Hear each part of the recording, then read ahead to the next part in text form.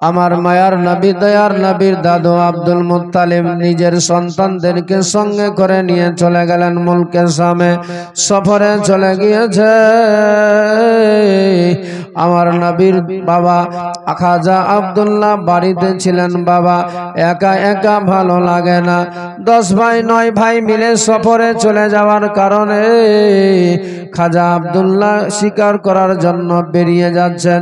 হাতের মধ্যে তীর ধনুক নিয়ে ঘোড়ার উপরে চেপে জঙ্গলের দিকে যাবেন শিকার করতে।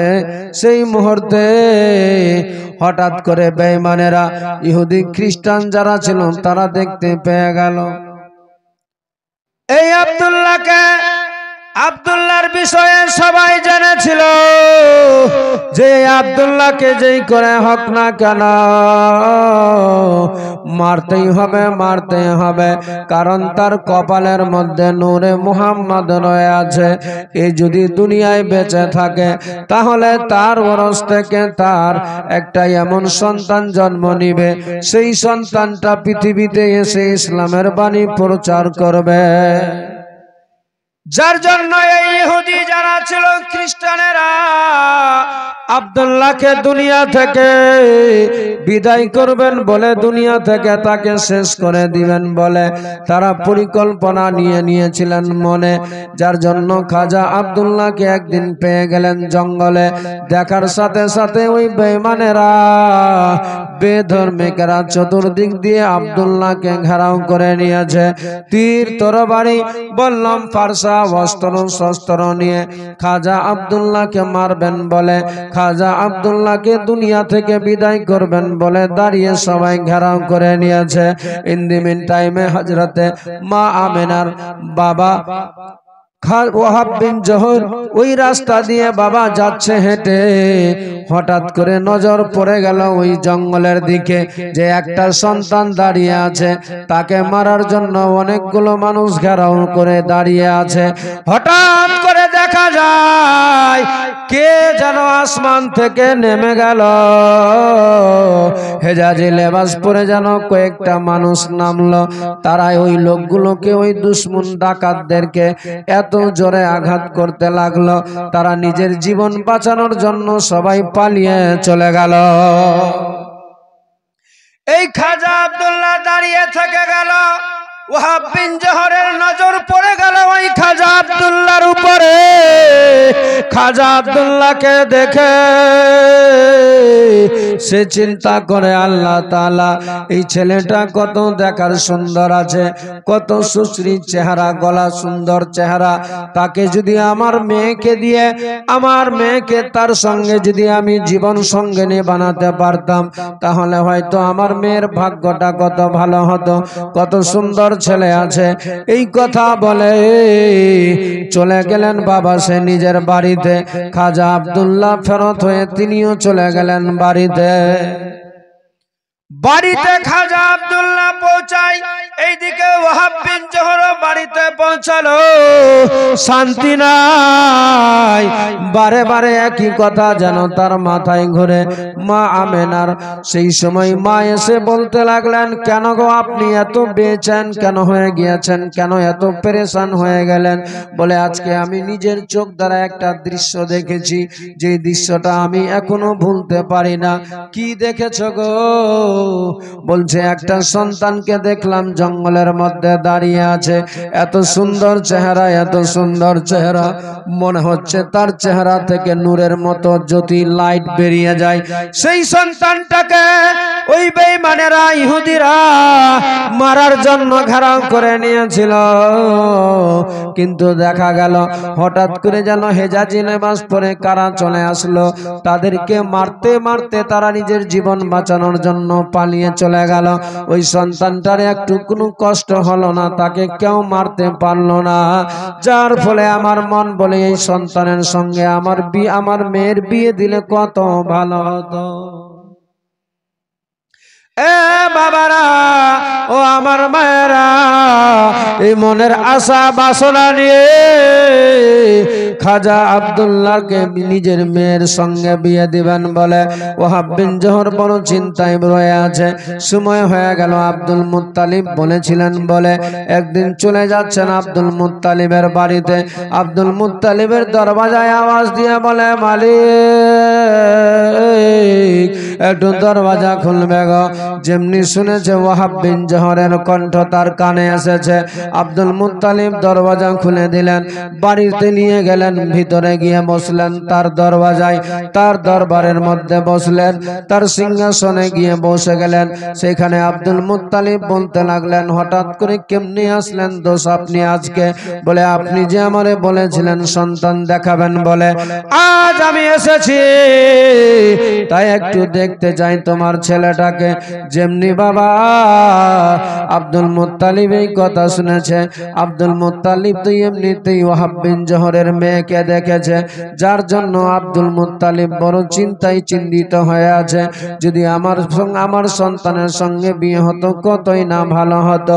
এ বাবারা অনেক ইতিহাস রয়ে আছে, অনেক জিন্দেগানি আছে, সব ছেড়ে দিলাম, একটু ছোটে সামনে দিকে আগে বাড়ি শুনেন বাবা।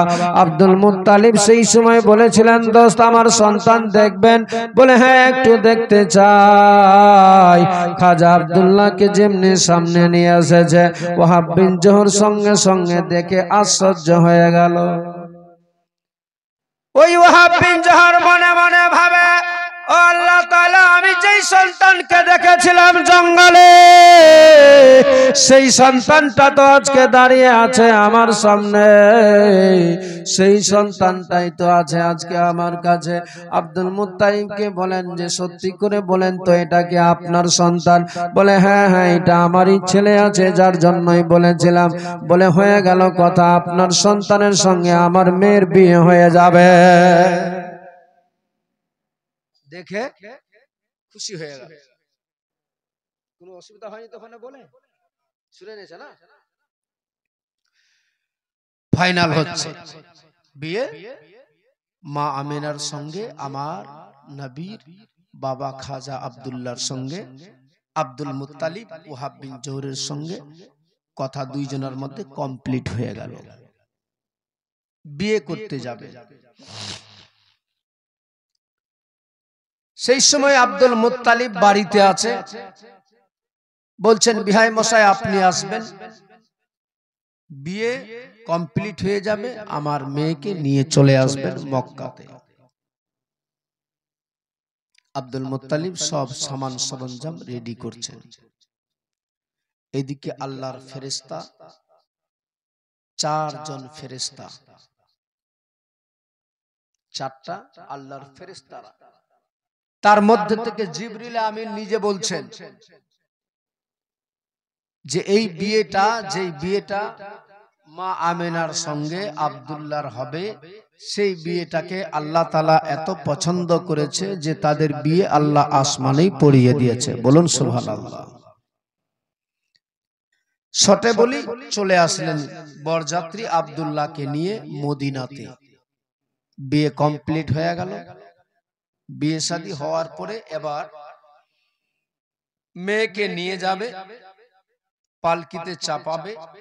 ওয়াহাব বিন জোহর বলছেন দোস্ত বিহাই মশাই, ওগো খানা খাবার কি বলে মতওয়াল্লি সরদার, বলেন বিহাই কি বলবেন?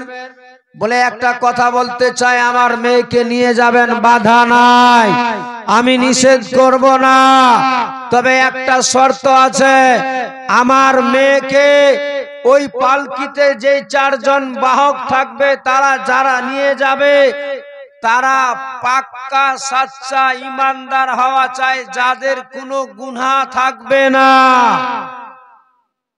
জোরে বলেন। চারজন সেই ব্যক্তি তারাই নিয়ে যাবে যাদের জীবনে গুনাহ নাই।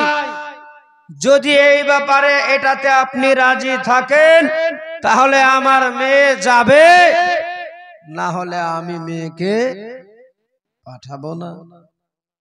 আব্দুল মুত্তালিব বলছেন বিহাই মশাই, আসলে এই কথাটা যে বললেন মেয়েকে পাঠানোর ইচ্ছা করে না পাঠানোর না ইচ্ছা করে? বলে না সত্যি এটাই, যার গুনাহ নাই সেই চারজন নিয়ে যাবে। আব্দুল মুত্তালিব বলছে পৃথিবীতে এমন মানুষ পাওয়া যাবে যার গুনাহ নাই? এই মানুষের গুনাহ আছে কিনা? কেউ বলতে পারে যে আমার একটা গুনাহ নাই? পারবে? সবার গুনাহ আছে, একমাত্র গুনাহ হবে না তার, যেটা হচ্ছে আল্লাহর পয়গম্বর আল্লাহর নবী যারা, তাদের গুনাহ নাই। কার? যারা আল্লাহর ফেরেশতা, তাদের গুনাহ নাই। বুঝা গেল? কিন্তু এ তো বলছে বাহক যে চারজন হবে তাদের যেন গুনাহ না থাকে, আর যদি গুনাহ থাকে তাহলে আমি পাঠাবো না তাদেরকে।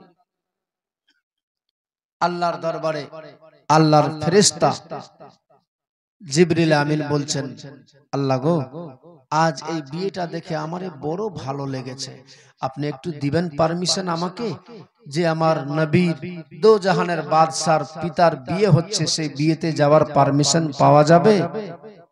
আমার আল্লাহ তাআলা বলেছিলেন, যা, পারমিশন দিয়ে দিলাম। বলুন সুবহানাল্লাহ। জিবরিল আমিন যাবার জন্য রেডি হচ্ছে। জিবরিল আমিনের সঙ্গে মালাকুল মউত ইসরাইল, যে আজরাইল আছে, যে মালাকুল মউত, সে বলছে, মাবুদ, আমি আবার কি করলাম? নবীর বাবার বিয়ে, মা বাবার বিয়ে জিবরিল আমিন যাবে, আমি কেন যেতে পাবো না? নবী আমার বলছে তুমি যাবে? বলছে হ্যাঁ, আমিও যেতে চাই। আল্লাহ বলে, যা, তোমারও যাওয়ার পারমিশন দিয়ে দিলাম। আচ্ছা বলুন, যতক্ষণ ধরে এই যে যাওয়ার পারমিশন দিল, মদিনা থেকে মক্কা যতক্ষণ না পৌঁছাবে কারো মৃত্যু হবে? কথা বলে না, হবে? হবে না। কারণ যে মালাকুল মউত আছে সে তো আমার নবীর মা বাবার পালকি বাহক হবে। মৃত্যুর দপ্তরটা, পুরো চ্যাপ্টারটাকে ক্লোজ করে দিয়েছে, বন্ধ থাকবে ততক্ষণ যতক্ষণ মদিনা থেকে মদিনা না, মক্কায় না পৌঁছায়। মালাকুল মউত সেও, তাকেও পারমিশন দেওয়া হলো। তারপরে ইসরাফিলকে দেওয়া হলো। যে ইসরাফিল কি বলে, সুর নিয়ে বসে আছে, সিংহা নিয়ে বসে আছে, শুধু খোদার হুকুম হলেই ফুঁক দিবে, সাথে সাথে দুনিয়াটা শেষ হয়ে যাবে। হ্যাঁ, হযরত ইসরাফিল আলাইহিস সালাম। এমনি করে আল্লাহর চারজন ফেরেশতা, জান্নাতে যত হুর গলেমান আছে সবাই মিলে মা আমেনার বাড়িতে গিয়ে মদিনায় পৌঁছে গিয়েছে। এই চারজন ফেরেশতারা গিয়ে দাঁড়িয়ে গেলেন, তারাই আমার নবীর মা বাবার পালকিটাকে বাহক হিসাবে মদিনা থেকে মক্কায় নিয়ে এসেছিলেন। বলুন সুবহানাল্লাহ। দেখেন দেখি, আর কিছু কাঠমোল্লা বলে নবীর মা আর নবীর বাবা যাবে জাহান্নামে, অথচ তাদের বিয়েতে আমার আল্লাহ স্বয়ং ফেরেশতাদেরকে পাঠিয়েছে কি বলে, পালকির বাহক হিসাবে। কত বড় আমার আল্লাহর কাছে পছন্দনীয় ছিল তারা ভাই। এ বাবাজি ভাই, মা আমেনাকে নিয়ে চলে আসলেন, সময় কাটতে লাগলেন। আস্তে আস্তে সময় কাটছে, কয়েকটা দিন হয়েছে। আব্দুল মুত্তালিব বলছেন,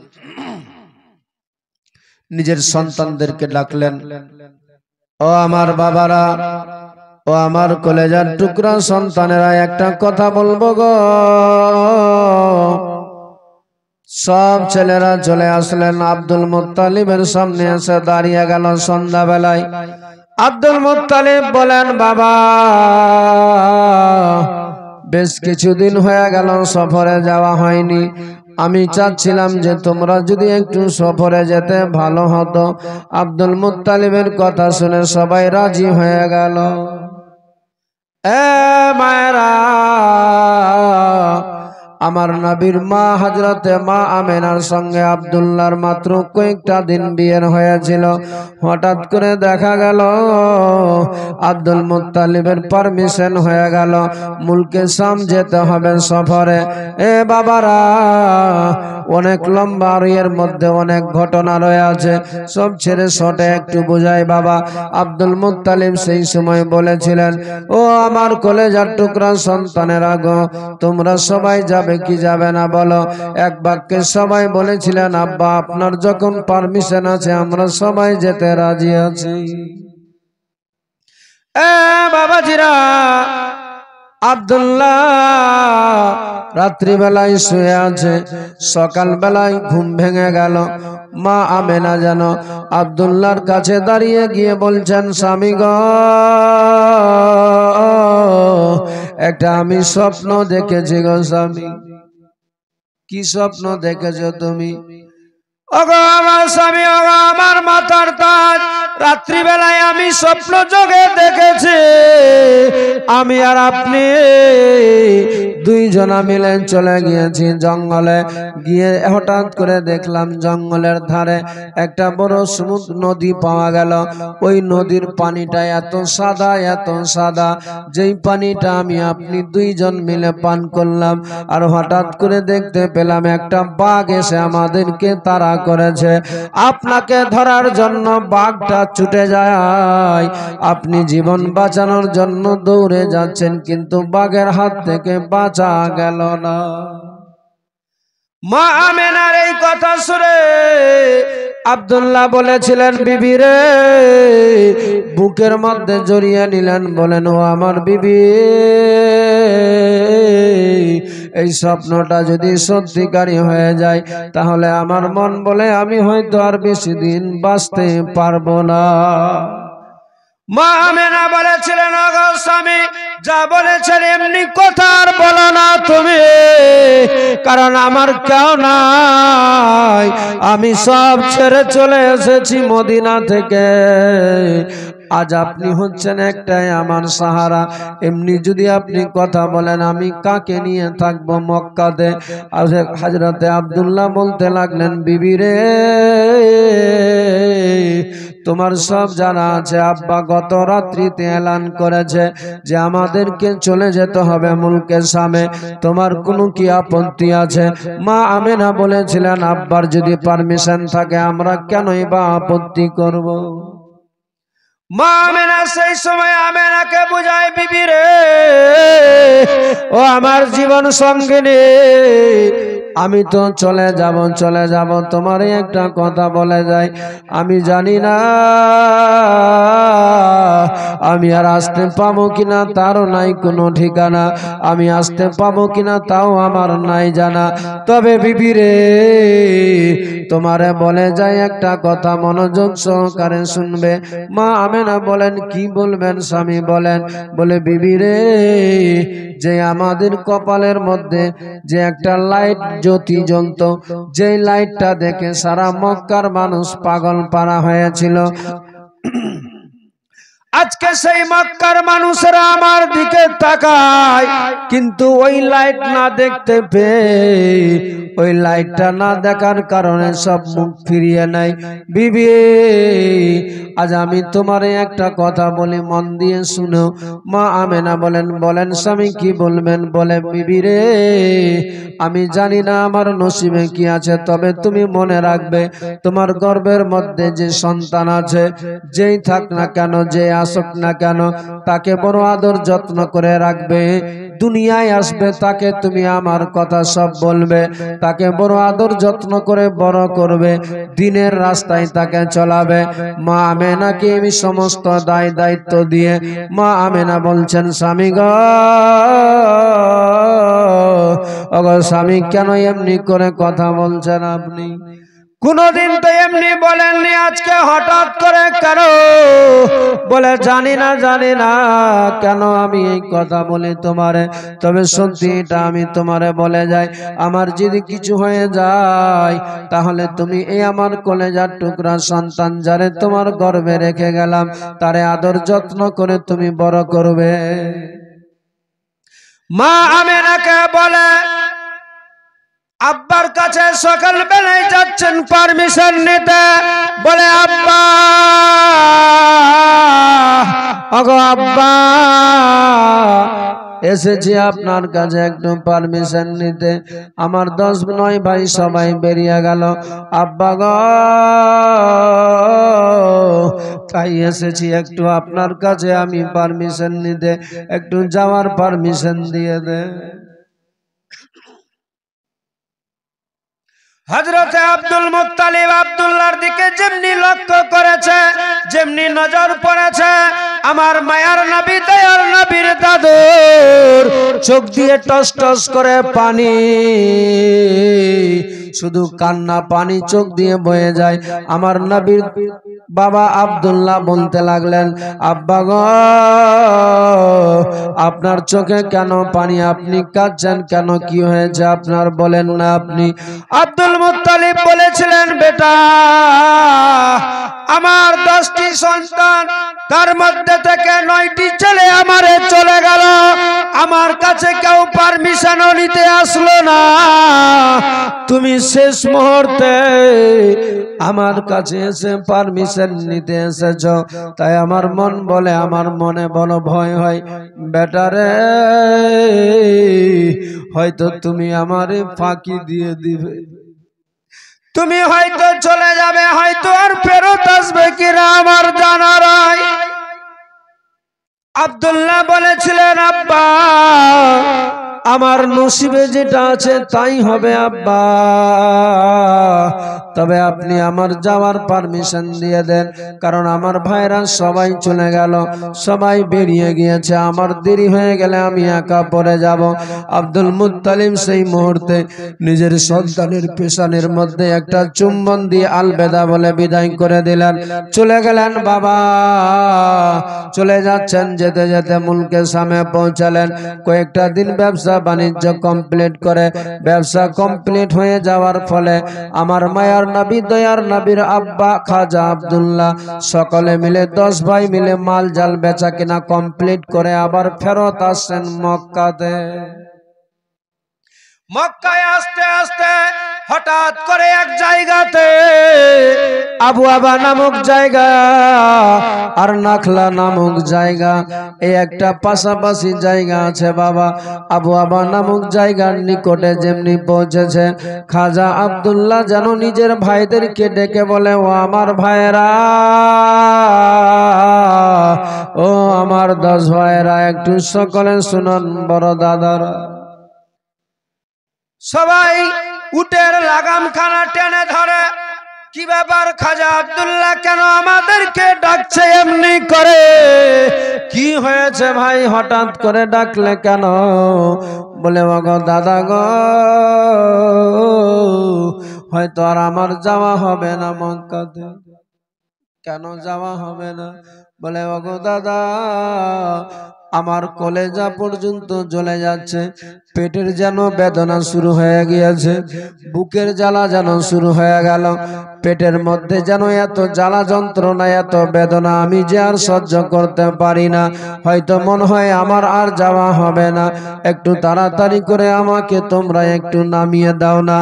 সঙ্গে সঙ্গে 10-9 ভাইয়েরা মিলে আমার নবীর বাবা আব্দুল্লাহকে নামিয়ে দিলেন বাবা নিচে। যেমনি নিচে রেখেছে, খাজা আব্দুল্লাহ যেন আর বসেও থাকতে পারে না, যেন ছটফট করতে লেগে গেল। ও বাবারা, আমার মায়ার নবী দয়ার নবীর বাবা খাজা আব্দুল্লাহ নিজের দাদাদেরকে বলেন, দাদা গো, হয়তো আমার আর যাওয়া হবে না, যেতে পাবো না, আমি আর হয়তো পারবো না যেতে মক্কাতে। 9 ভাই মিলে বুকে জড়িয়ে ধরে বলে, না ভাই আর বলো না, এমনি কথা, তোমার যদি কিছু হয়ে যায় তাহলে আমার আব্বার কাছে আমরা কি জবাব দিব? অতএব খবরদার খবরদার, যা বলেছ আর বলবে না, তোমাকে সঙ্গে নিয়ে যেতে চাই আমরা, তোমাকে ছেড়ে আমরা যাব না। সেই সময় খাজা আব্দুল্লাহ বলে, ভাই তোমরা সবাই দেখতে পাচ্ছ নিজের চোখ দ্বারাই যে আমার যাওয়ার মতো যে আর অবস্থা নাই, আমি আর যেতে পারবো না, তোমরা আমার এইখানে রেখে দাও। খাজা আব্দুল্লাহ বলেছিলেন, দাদা আপনারা একটু চলে যান দয়া করে, তাড়াতাড়ি করে, কারণ আপনাদের কাছে অনেক মাল জাল আছে। এই মুহূর্তে যদি আমাকে নিয়ে আপনারা এই জায়গায় আটকা পড়ে যান, তাহলে অনেক মাল জাল নিয়ে কেউ হয়তো আপনাদের কাছ থেকে ছিনে নিতে পারে, কেড়ে নিতে পারে। তাই আমি বলতে চাই, আমাকে রেখে চলে যান আপনারা বাড়িতে, মাল জাল রেখে যদি মন চায় আবার নিয়ে চলে যাবেন আমাকে, তবে এই মুহূর্তে চলে যাবে বলে দিলেন। এরা অনেক কাকুতি মিনতি করে বলছেন, ভাই তোমারে রেখে গেলে হবে না, কারণ তোমাকে রেখে গেলে আব্বার মনে বড় দুঃখ হবে, ভাববে যে আমার ছেলেরা হয়তো 9 ভাই মিলে হয়তো আমার ছোট্ট ছেলেকে মেরে দিয়েছে। ওই কি বলে ইয়াকুব নবীর যেভাবে 10 ছেলের মধ্যে থেকে তার ইসুফ নবী ছিল, যাকে কুয়ার মধ্যে ফেলেছিল, শুনেছেন না জীবনীতে, ইসুফ জুলেখার জীবনী। ওই ইসুফ নবীকে যেমনি ফেলে দিয়েছিল, হয়তো বেটা হয় না হয় তোমরাও হয়তো আমার আব্দুল্লাহকে প্রথম মেরে দিয়েছো। এ ভাই তোমার কষ্ট হবে আমরা চাই না, আমরা চাই তোমরা আমার সঙ্গে, তুমি আমার সঙ্গে চলো, তোমাকে আমাদের সঙ্গে নিয়ে যাব। খাজা আব্দুল্লাহ বলেছিলেন, দেখো আমার যা অবস্থা এখন এই মুহূর্তে আমি যে আর পারবো না যেতে গো, তাই আমি বলতে চাই তোমরা যাও, আবার যদি আমার নসিবে থাকে আমাকে তোমরা পরে নিয়ে চলে যাবে। খাজা আব্দুল্লাহকে সান্ত্বনা আব্দুল্লাহ দিলেন, 9 ভাই মিলে চলে গেলেন। বাড়িতে গিয়ে পৌঁছাচ্ছেন, আব্দুল মুত্তালিব সব ছেলেদেরকে ডেকে নিজের মা বৌমাদেরকে ডেকে বলেন, ও আমার বৌমায়েরা সবাই শোনো শোনো, একটু কাছে এসো। নিজের বৌমা নিজের ছেলেদের বৌমাকে, নিজের ছেলেদের স্ত্রীদেরকে ডেকে বলতে লাগলেন, মা তোমরা সবাই জানো, মা গো তোমাদের সবার যারা আছে সকাল বেলায় চলে আসবে কিংবা সন্ধ্যার টাইমে আমার সন্তানেরা আসবে। আমি তোমাদেরকে এই জন্য ডেকেছি, আমার সন্তানেরা যখন আসবে তখন তোমাদের যেন মন খারাপ না হয়, তোমাদের যেন চোখে কাউরো না থাকে পানি,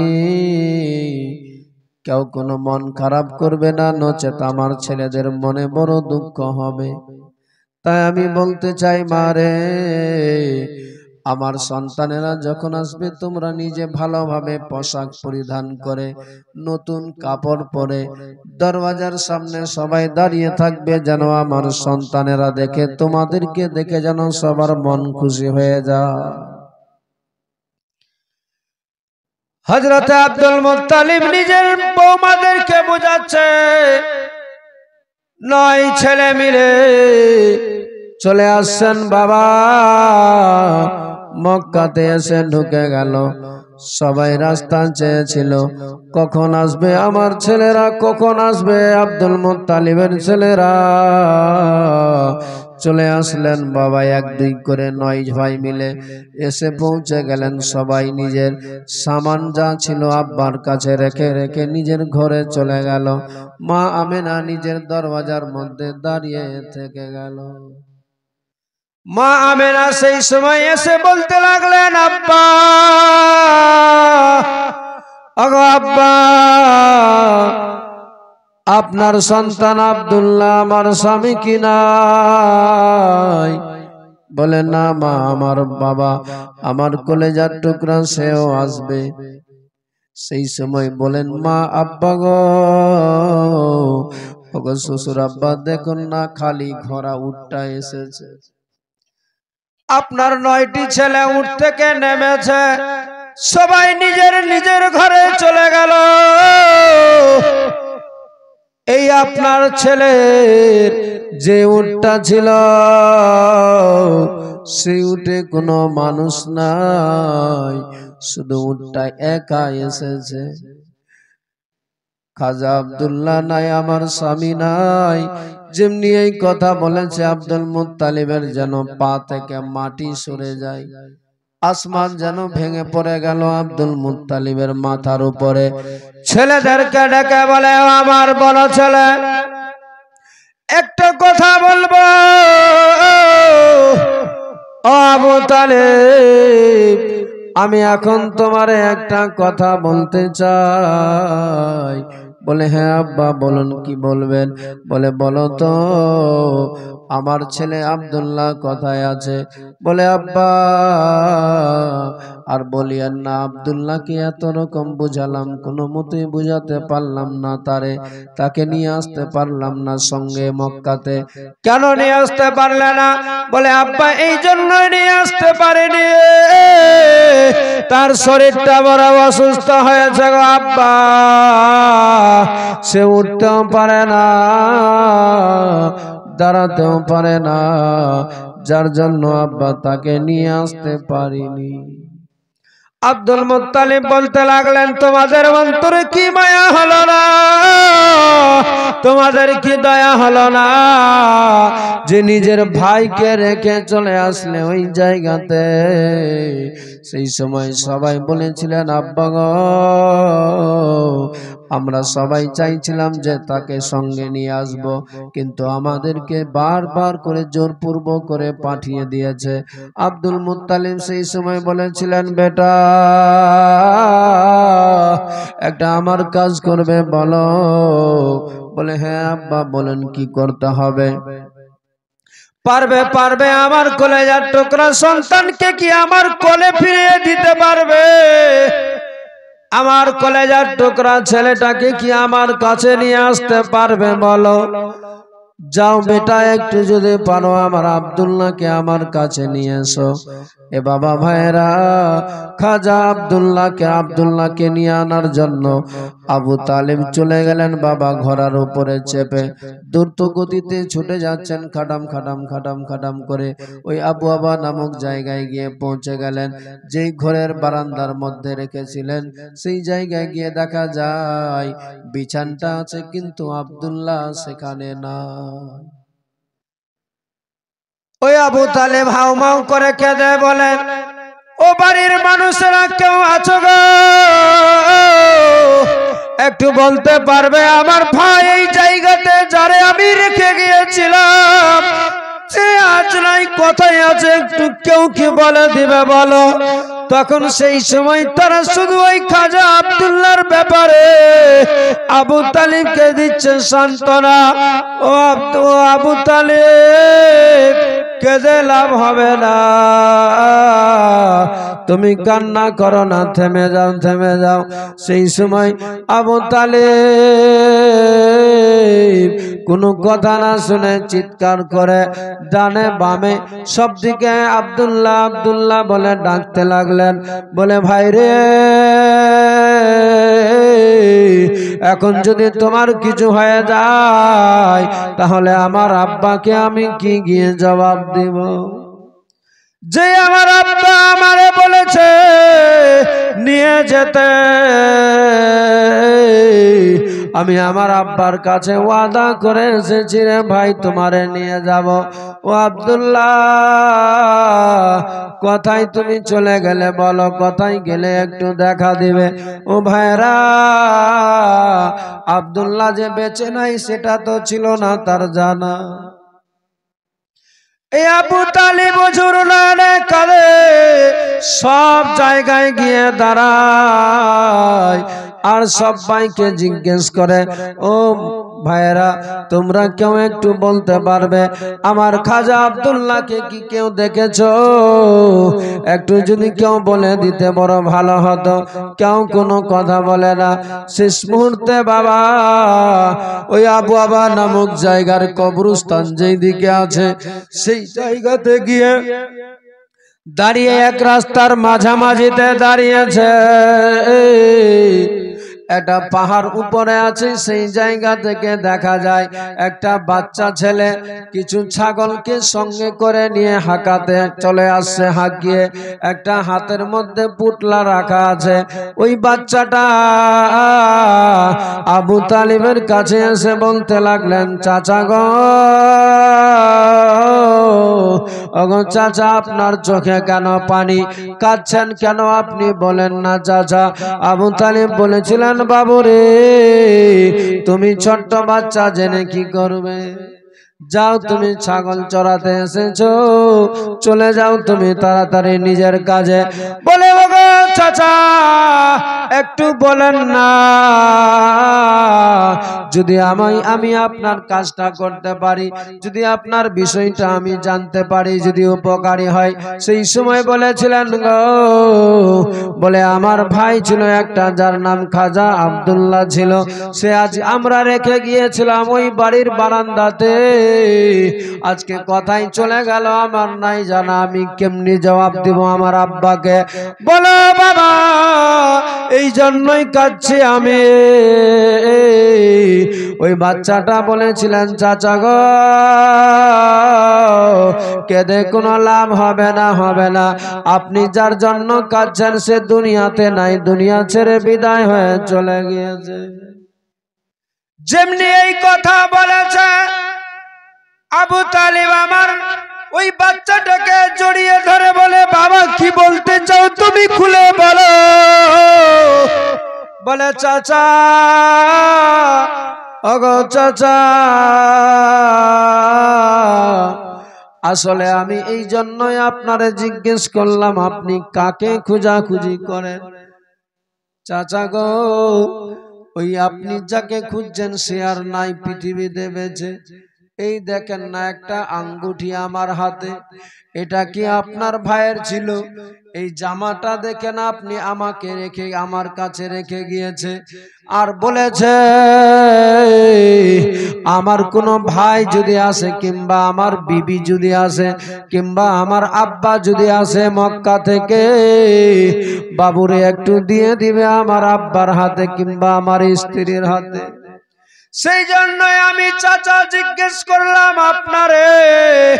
এই দেখুন আমার কাছে পটলাখানা রেখে চলে গিয়েছে। খাজা আব্দুল্লাহর কাপড়গুলো নিয়ে ওই আবু তালিব ঝুররানে কাঁদে, লুটিয়ে পড়েছে মাটিতে, আর বলে, ভাই আজ তুমি আমার ছেড়ে চলে গেলে, আমি আমার আব্বার সঙ্গে ওয়াদা করেছিলাম ভাই রে, যে তোমারে নিয়ে যাব আব্বার কাছে আজকে, আর এখন আমি খালি হাতে যাব। আমার আব্বা যদি আমারে জিজ্ঞেস করে, আমি আব্বার সামনে বাবার সামনে কেমনি করে দাঁড়াবো? ওঝুরলানে কাঁদে, চোখে শুধু পানি। চলে গেলেন কবরস্থানে, গিয়ে খাজা আব্দুল্লাহর রওজার সামনে, কবরের সামনে সালাম জানিয়ে দোয়া করে চলে যাচ্ছেন। বাবা পটলাখানা নিয়ে চলে গেলেন মক্কাতে। শোনে বলি বাবা, মক্কায় যেমনি পৌঁছেছে, আব্দুল মুত্তালিব বলতে লাগলেন, বলো বেটা বলো আবু তালিব, আমার ছেলের খবর কি আছে? আমার আব্দুল্লাহ তো ভালো আছে, আমার আব্দুল্লাহ কোথায় আছে? একটু দে না তাড়াতাড়ি করে আমার বুকে। যেমনি এই কথা বলেছে, সেই সময় আবু তালিব জোরে কাঁদে আর বলে, আব্বা, ওগো আব্বা, আজকে আমি যে ওয়াদা করেছিলাম আব্বা গো, সেই ওয়াদাটা আমি পূর্ণ করতে পারলাম না। কেন বাবা, কেন পারলে না? বলে, আব্বা গো, ওই আমার খাজা আব্দুল্লাহ নাই আর পৃথিবীতে বেঁচে, সে চিরতরে দুনিয়া ছেড়ে চলে গেল। যেমনি এই কথা বলেছে, মা আমিনা পাশে ছিল, সেও বাবা শুনতে পেয়ে গেল। শুনে মা আমিনার মনে বড় দুঃখ, কলেজা যেন ফেটে যাচ্ছে। কেনই বা ফাটবে না? যেই মা আমিনার মাত্র 16 বছরের বিয়ে, কয়েকটা মাসও কাটারি, কয়েকটা দিন কেটেছে, আজ সে স্বামী হারা হয়ে গেল। এই মা আমেনার যেন মাথার উপরে আসমান ভেঙে পড়ে গেল। দোয়া করে, আল্লাহ গো, ওগো মাওলা তাআলা, আমার স্বামী চলে গেল, আমার এখন কি হবে? আমার গর্ভের মধ্যে এখন একটা যে বাচ্চা আছে, আজ আমার স্বামী নাই, আমি একা পড়ে গেলাম। মা আমেনা অঝোর নয়নে কান্না করে চোখ দিয়ে টস টস করে যেন পানি বয়ে যায়, ওই চোখের পানিতে যেন বালিশ ভিজে যায়। আমার নবীর দাদু আব্দুল মুত্তালিব নিজের বউ মায়ের ঘরে যায়, মাথায় হাত বুলিয়ে বলে, মা রে, কান্না করো না মা, কেঁদে লাভ হবে না, হবে না মা, তবে আমি তোমারে একটা কথা বলে যাই মা রে, আজ আমি তোমার বাবা হয়ে তোমারে বলে, মা তোমার যখন যা পরিজন লাগবে বলবে আমারে, আমি তোমার বাবার মতো তোমারে আমি সেই পরিজন দূরে সরিয়ে দিব, তোমার যত সমস্যা থাকবে সব সমস্যা সমাধান হয়ে যাবে। মা রে, তোমার কোনো কষ্ট হতে দিব না, তোমার কোনো কষ্ট পেতে দিব না। মক্কার যা সিস্টেম আছে মা, যার স্বামী মারা যাবে সে তাকে নিজের স্বামীর দেশ ছেড়ে দিতে হবে, স্বামীর বাড়ি ছেড়ে দিতে হবে মারে। কিন্তু আজকে আমি একটা নিয়ম আজকে আলাদা বানিয়ে দিব, মক্কাতে যতই যা হয়ে যাক না কেন, আজ ওয়াদা করে বলি মা, যে গর্ভে তোমার সন্তান আছে, যেই বাচ্চাটা আছে, যে আমার কলেজার টুকরা খাজা আব্দুল্লাহ রেখে গিয়েছে তোমার গর্ভের মধ্যে, মারে আজকে আমি ওয়াদা করে বলি তোমাকে, যে তোমাকে কেউ কোনো কথা বলতে পারবে না, তোমাকে কেউ কোনো কথা বলবে তা আমি সুযোগ দিব না। আমি কথা দিচ্ছি মা, তুমি এই বাড়িতেই থাকবে, তোমাকে এই বাড়ি ছেড়ে কোথাও যেতে হবে না। এ বাবা ভাইরা, মা আমেনা শুনে বলেন, আব্বা গো, আপনি তো শুধুমাত্র দিচ্ছেন আমার সান্ত্বনা, যার স্বামী নাই সেই তো জানে স্বামী কাকে বলে, কারণ আজ আমার স্বামী নাই, আমি কারে আমার দুঃখের কথা শোনাবো? আব্দুল মুত্তালিব বলেছিলেন, মা তা তো বটে, কিন্তু মা এটাই নিয়ম পদ্ধতি সিস্টেম আছে মা রে, কে কখন চলে যাবে কোনো ঠিক নাই, কাকে কখন দুনিয়া ছেড়ে চলে যেতে হবে কোনো কেউ বলতে পারবে না মা। ধৈর্য ধরে সবুর করে থাকতে হবে আমাদেরকে। আল্লাহ তাআলা ধৈর্য এবং সবরকারীকে বড় পছন্দ করে, তাই বলি মা রে, তুমি ধৈর্য ধরে থাকো, যতই বড় মুসিবত আসুক না কেন, আমার আল্লাহ তাআলা সব মুসিবতকে তোমার দূরে সরিয়ে দিবে। মা আমেনা বড় ভেঙে পড়েছে, মা আমেনার চোখে শুধু পানি, প্রতিটা মুহূর্তে শুধু কান্না করে, ভালো লাগে না। আস্তে আস্তে সময় কাটছে, কি হচ্ছে, দরুদ শরীফ পড়েন, দুটা ছন্দ বলবো তারপরে শুনবেন। আল্লাহুম্মা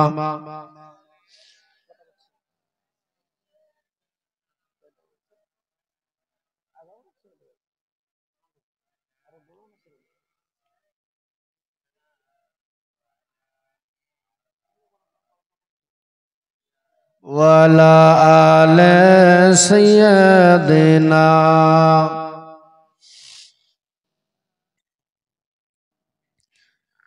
আরবেতে নাই নাই মিশরে,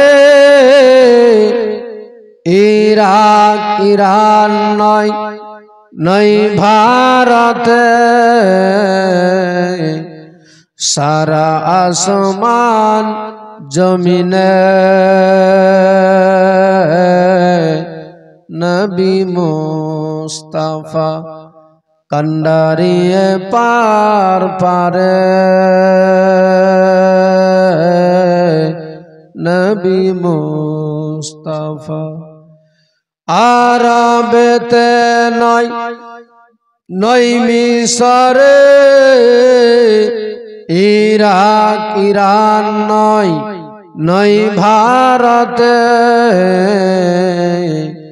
সারা আসমান জমিনে নবী মুস্তাফা কান্ডারিয়ে পার পারে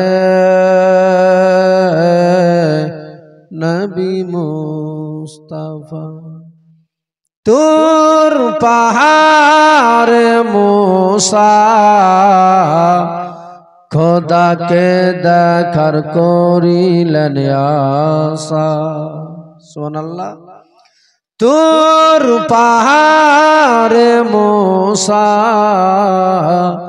খোদাকে দেখার করিলেন আশা এক নূরের পালকে কালিমের হারালো যে সব দিশা রহমতে আলাম মোর নবীজির শান রহমতে আলাম মোর নবীজির শান সারা আসমান জমিনে নবী মুস্তাফা কান্ডারিয়ে পার পারে নবী মুস্তাফা আরবেতে নাই মিশরে ইরাক ইরান নাই ভারতে সারা আসমান জমিনে নবী মুস্তাফা কান্ডারিয়ে পার পারে নবী মুস্তাফা শুনবে না যে লোক আছে কি করবে যাই হোক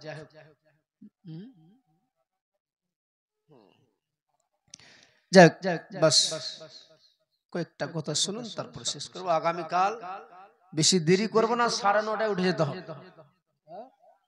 যারা বলার আগে বলে নিবে 9:30 শুরু করবো বাস 12টার মধ্যে শেষ করবো ঠিক না 9:30 12:30 মধ্যে বাস শেষ হয়ে যাবে হ্যাঁ 9টায় না 9টা করলে আরো ভালো যত তাড়াতাড়ি হবে সবাই শটে আর এখন তো মানুষ হ্যাঁ 9টা 9:30 করতে হবে কারণ মানুষ তো খাওয়া দাওয়া 10টা হ্যাঁ কি বলছে না দিওয়ানা বলবো খালি গজলের মধ্যে জীবনে কি শুনবি বাবাজি ভাই এমনি করে মা আমেনার জীবন কাটতে লাগলো একা ভালো লাগে না মা আমেনা যখন আব্দুল মুত্তালিবের বাড়িতে আছে আল্লাহ তাআলা এত সুযোগ করেছেন এত বড় একটা ভালো সুযোগ করে দিয়েছেন মা আমেনাকে যে মা আমেনা যখন রাস্তা দিয়ে চলে সেই সময় গাছপালাগুলো ঝুঁকে যায় কেন এই শোনো হাসাহাসি করো না ভালো নাই গাছপালা ঝুঁকে যায় মা আমেনা এসে বলতে লাগেন মা গো নিজের শাশুড়ি মাকে বলে আচ্ছা আমার নবীর দাদির নাম কি আছে জানা আছে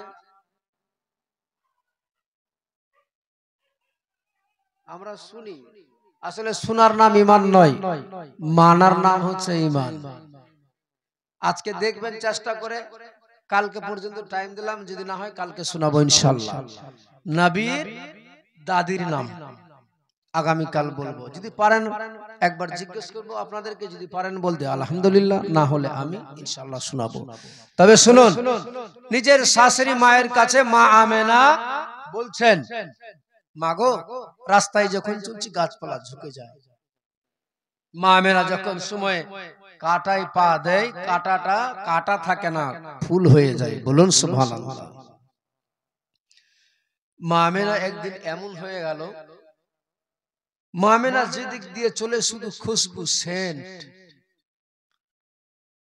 কারো পাশে যদি কুরাইশ বংশের মহিলাদের নারীদের পাশে দাঁড়ায় তো খুশবু সেন্ট পেয়ে তারা সমালোচনা করে কারণ বুঝতে তো পারছেন আমার মা বোনরা এমনিতে আমি এখানকার কথা বলছি না অন্য জায়গাতে এখানকার হয়তো আমার মা বোনেরা খুবই ভালো, কিন্তু কারণ অল্প কথাকে এত বড় করে দেয়, বলে না তিলকে তাল বানিয়ে দিয়ে। আর কারো যদি কোনো কথা থাকে ওটা শুধু খালি গিটির মিটির করতে থাকে। এগুলো আমাদের করা উচিত নয়, কোনো সমালোচনা করা যাবে না, কি হচ্ছে না হচ্ছে কোনো কিছু বলার দরকার নাই। ওই মহিলাদের মধ্যে বলছে, কি ব্যাপার গো, আমেনার স্বামী নাই, রং বিরঙের নানা ধরনের খুশবু সেন আতর কোত্থেকে আসে, আলোচনা কিন্তু করে। কিন্তু মা আমেনার শাশুড়ি মা যখন তাদের নিকটে যায় তারা কিন্তু চুপ হয়ে যায়। আচ্ছা, কেউ যদি গল্প করে দু তিনটা মহিলার একটা মহিলা এসে যদি দাঁড়ায় আর চুপ হয়ে যায়, তাহলে তার সন্দেহ হবে না? হয় না হয় আমার ব্যাপারে কিছু বা আমার বাড়ির ব্যাপারে কিছু বলছিল, আমি আসলাম, বন্ধ হয়ে গেল।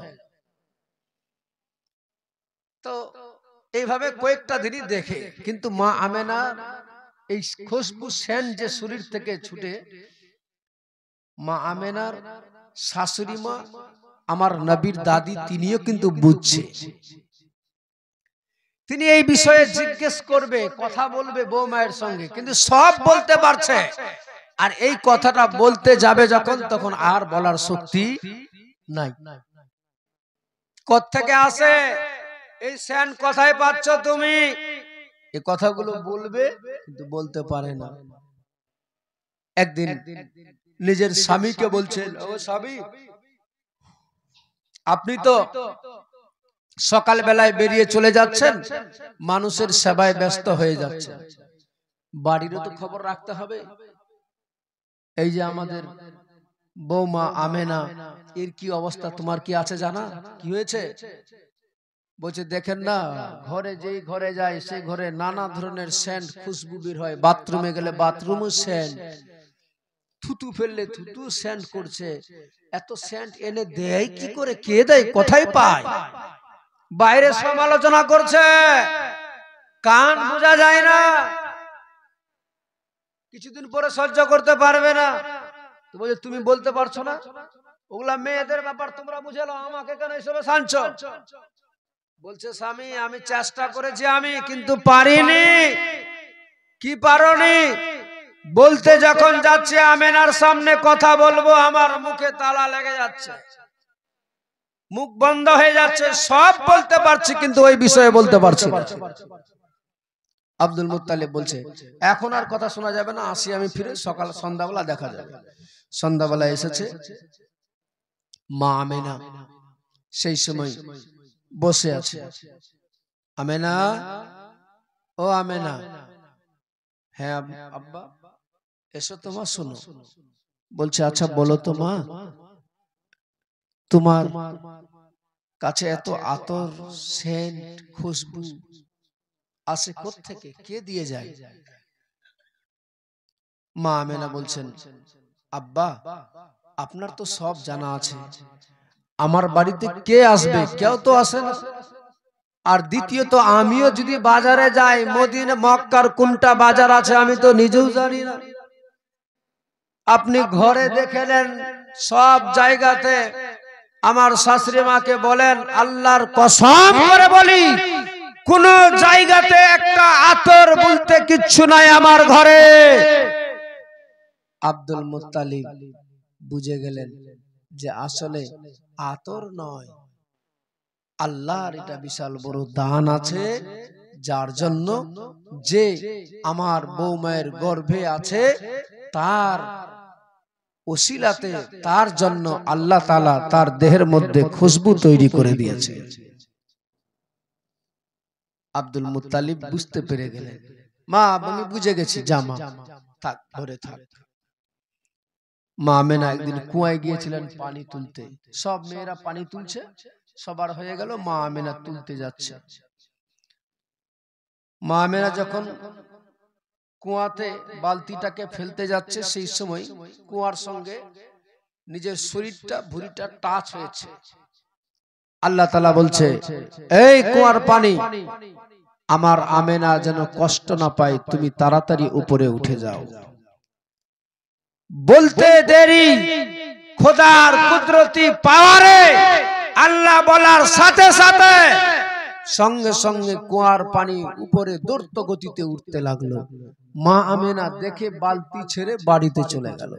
বলে আব্বা, ওগো শ্বশুর আব্বা, একটা বিশাল বড় সর্বনাশ হয়ে গেল। কি সর্বনাশ হলো মা? বলে আব্বা গো, আমি কুয়ায় পানি তুলতে গেলাম, দেখতে পাচ্ছি যে কুয়ার পানি এত দ্রুত গতিতে উঠছে, আমি যদি আর কয়েকটা মিনিট দাঁড়াতাম হয়তো মনে হয় ওই কুয়ার পানিতে মক্কায় বন্যা হয়ে যেত। আব্দুল মুত্তালিব বলছে, মা রে, তুমি কোথাও যাবে না, তুমি বাড়িতে থাকো।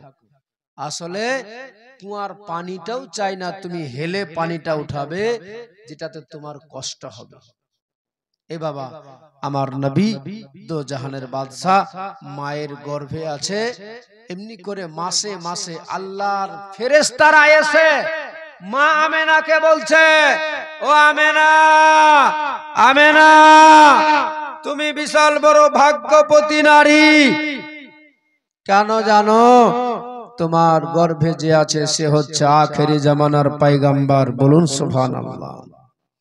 তুমি হচ্ছ পয়গম্বরের মা, তুমি হচ্ছ নবীর মা। এমনি করে প্রতিটা মাসে নবীরা এসে তিনাকে জানিয়ে যাচ্ছে। বলুন সুবহানাল্লাহ। সময় হচ্ছে আমার নবীজি দুনিয়ায় আসবেন, তারপরে আমার নবীর জিন্দেগানি দুঃখ ভরা তিনার জীবনী শুনবেন মন দিয়ে। আগামী কাল থেকে আর আজকে আগে বাড়ছে না, তবে আগামী দিনে একটু পারলে ভালো করে ক্যানভাস করে সব জায়গাতে যেন সবাই আসে, বসে একটু লোকজন থাকলে বলারও ভালো লাগবে এবং আপনাকে শুনতে ভালো লাগবে। আর আগাচ্ছে না, সকলে মিলে একটু দাঁড়িয়ে যান, নবীর প্রতি ক্যাম্প করে নেন। ইয়া নবী